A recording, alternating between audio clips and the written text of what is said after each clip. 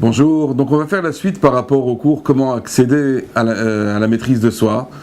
Et on avait vu que le fait par exemple de l'essentiel de la tchouva, c'était d'entendre justement son humiliation et d'arriver à se taire par rapport à cette humiliation. Se taire dans sa bouche et se taire dans son cœur. C'est des choses très importantes pour arriver à calmer complètement ce sang bouillonnant, qui est dû à cette humiliation. Recevoir une humiliation, ça fait très mal. On a les joues qui brûlent, les oreilles qui sifflent, on a envie de se mettre sous terre, on a envie parfois aussi de frapper la personne qui nous a humiliés, et parfois même on a envie de la tuer. Il y a eu une anecdote comme ça qui était à Natania, où il y avait deux personnes qui se promenaient avec leurs chiens sur la plage. L'un des chiens, c'est une vraie histoire, c'est pas une blague, hein. L'un des deux chiens a attaqué l'autre chien, et quand il y a eu la bagarre entre les deux chiens, les deux maîtres de chiens se sont aussi, ils ont eu un atermoiement ensemble, et il y en a un qui a tué l'autre, il a pris un couteau, il l'a planté, il est mort. Donc ça veut dire que lorsqu'on ressent une humiliation, on a envie soit de mourir, soit de tuer la personne qui est en face de nous. Maintenant, dans cette humiliation, puisqu'on voit que l'essentiel de la tchouva passe justement par le fait d'être capable de recevoir l'humiliation et de ne pas réagir. Ce qu'on a dit la dernière fois, c'est que celui qui fait une telle chose, il est du degré de tzaddik. Si vous venez lui demander une bracha chez lui, je peux vous affirmer, c'est comme ça les rachamim nous disent, sa bracha est capable de se réaliser. Tellement il est arrivé à un niveau spirituel très important. Alors maintenant, il y a 4 formes de bisionotes, 4 formes d'humiliation, qui n'est pas seulement celle qu'on connaît tous, c'est de recevoir une humiliation à la choule, que quelqu'un nous a insulté, nous a manqué de respect. La première forme de bisayon qu'on peut noter, lorsque par exemple un homme va écouter un shiur de Torah, il va écouter un cours de Torah, et il va entendre le rav qui va parler d'un sujet, etc., et lui, il va se sentir il se sent à des milliards de kilomètres de ce qu'il raconte ce Rav-là. Il est en train de se dire dans sa tête, mais qu'est-ce qu'il raconte? Qu'est-ce qu'il dit ce Rav? Jamais je pourrais arriver à ce niveau-là. Ou alors, par exemple, on entend une halakha dans le domaine de la Tarat HaMishpacha, dans le domaine de la pureté familiale, dans le domaine du Shalom Bayit, et on se sent à des milliards de kilomètres. J'ai entendu une petite histoire récemment de Torah Box, en l'occurrence, sur le maman. Je ne sais pas si vous l'avez vu, mais c'était très fort, parce qu'entendre un tel cours, tout le monde pleurait en entendant ce cours-là sur le kavod qu'on a donné à sa mère. Donc il y a des fois des choses, on peut se sentir très loin de ce qu'un rav enseigne dans son cours, et donc, qu'est-ce qui peut se passer? Des choses qu'il va entendre, ça va être considéré comme un bisayon qui est venu d'en haut. Et donc, ce bisayon, cette honte qu'il a reçue, qu'est-ce qu'il doit faire maintenant, ce monsieur-là? Il doit se taire.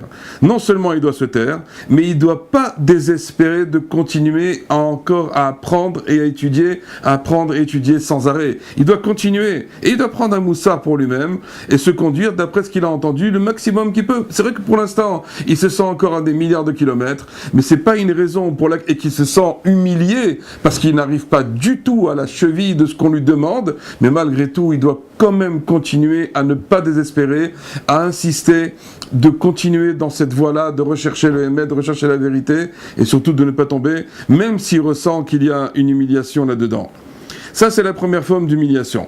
La deuxième forme d'humiliation de bisayon qu'il peut avoir, c'est que lorsque, par exemple, un homme va faire tchouva, alors l'homme, il a commencé à faire tchouva, et naturellement, lorsqu'on fait tchouva, il y a ce qu'on appelle des yeridot, des descentes, et des aliyot, et des montées. Et donc, toutes ces yeridot et des aliyot, en vérité, ce sont des bisionotes, ce sont des humiliations pour l'homme. Parce que lui, il était certain, par exemple, il y a une avéra, que pour lui, c'était évident qu'il avait arrêté de faire cette avéra-là.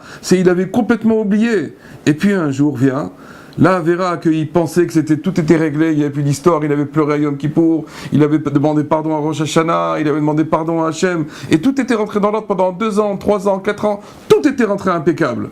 Et puis un beau jour, il s'est retrouvé dans la même situation et il est tombé encore une fois dans la Havera.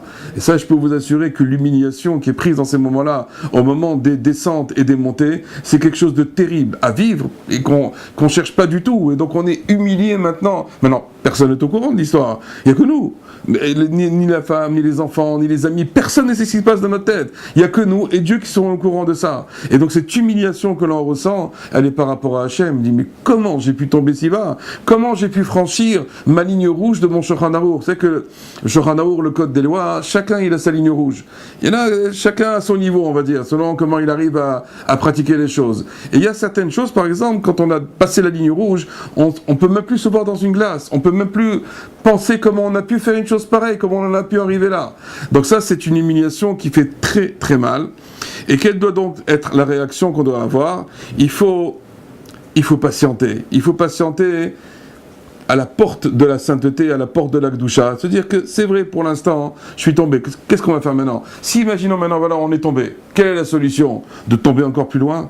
Est-ce que le fait de tomber, la Gemara nous dit, lorsqu'un homme, par exemple, il a mangé de l'ail, quelle est la solution? Qu'il continue encore à manger de l'ail? Mais non, au moins la chose, c'est d'arrêter. Donc qu'est-ce qu'on doit faire lorsque maintenant un homme, il a fauté, il a transgressé une chose pour laquelle il était sûr qu'il avait complètement arrêté, complètement fait tchouva? Il doit beaucoup patienter sur les portes de la Kedusha, les portes de la sainteté, jusqu'à ce qu'on va lui ouvrir. Et cette attente, cette amtana, en vérité, pour lui, c'est une très très grande humiliation. C'est quelque chose, c'est une kapara à la vonote, c'est un pardon pour ses fautes, quelque chose de terrible, parce qu'il ne s'imaginait pas qu'il allait redescendre.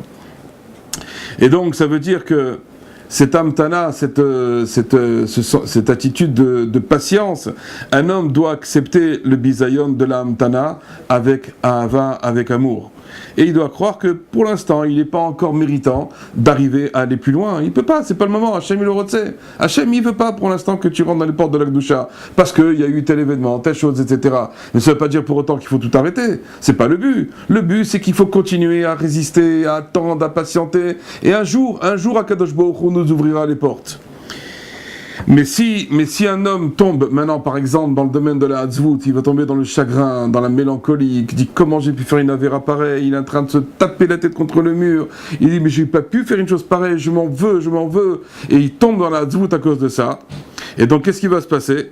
C'est en vérité, c'est le signe qu'il n'a pas accepté le bisayon, l'humiliation, avec ahava. Parce que tout le but, c'est d'accepter cette épreuve avec amour. C'est de là de savoir est-ce qu'on est en train de faire tchouva ou pas. Parce qu'on est en train de recevoir l'humiliation et on est en train de se taire. Mais pas seulement de se taire, comme on l'a dit tout à l'heure. Yidom veishtok, on doit se taire dans sa bouche et on doit se taire dans son cœur. Donc même lorsque j'ai pris l'humiliation du ciel, que maintenant personne, encore une fois, n'est au courant de cette histoire-là, ma seule réaction, c'est de me taire et d'accepter avec amour ce qui vient de se passer.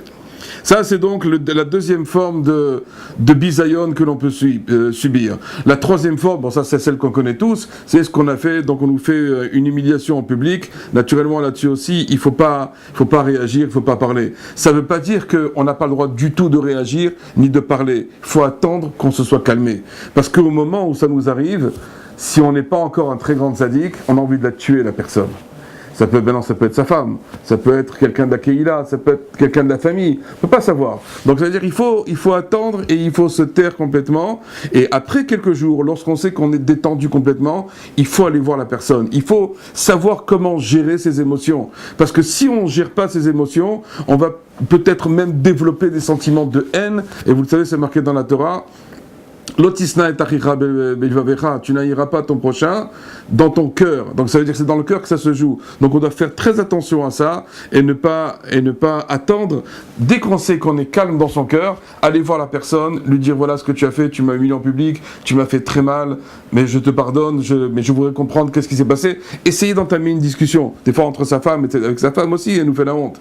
Donc aussi il faut aller la voir quand on est sûr de pouvoir parler calmement, de pouvoir parler tranquillement avec elle, sans s'énerver, sans qu'il y ait des regains de violence, ni d'un ton de violence, qu'on arrive à parler tranquillement avec elle, il faut lui dire, tu sais ce qui s'est passé l'autre jour, tu m'as humilié devant tes parents, devant les enfants, devant les machins, il ne faut plus jamais recommencer une chose pareille. Ça, on peut le dire. Mais au moment où ça arrive et qu'on n'est pas sûr de pouvoir parler calmement, il faut se taire, yidom veishtok, se taire dans sa bouche et se taire dans son cœur. La quatrième forme d'humiliation qu'il peut y avoir, et c'est la principale, c'est qu'un homme n'a pas besoin d'attendre qu'on lui fasse honte.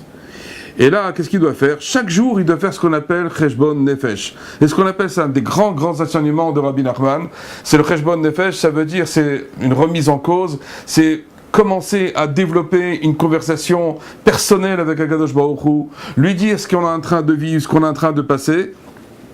Et que lorsqu'un homme justement fait son Cheshbon Nefesh, il passe en revue sa journée, il vous l'a vu comment il s'est conduit, comment il parle, comment il se conduit avec les gens, comment il se conduit avec Hachem, dans tout il s'est remis en question, mais il n'y a plus aucune raison qu'Akadosh Baruch Hu va lui envoyer maintenant un bisayon, parce qu'il faut savoir, lorsqu'on nous a fait un bisayon, c'est venu du ciel. Pourquoi faire tout ça? Pour nous nettoyer en profondeur. Il y a un nettoyage, quelque chose de très très profond qui est en train de se réaliser. Mais ce nettoyage, il est inutile.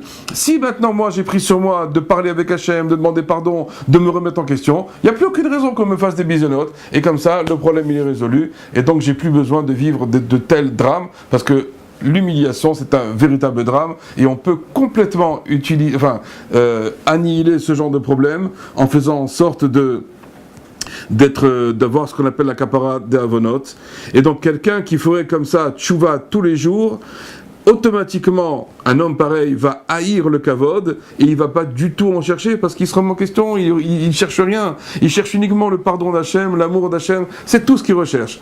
Et c'est la raison pour laquelle, donc, c'est le seul moyen, pour lui en tout cas maintenant, de nettoyer toutes ces avérotes et comme ça en tout cas, il va arriver à annihiler le désir de kavod et il va se rapprocher de plus en plus d'Akadosh Baruch Hu. On se rejoint très bientôt pour un nouveau cours.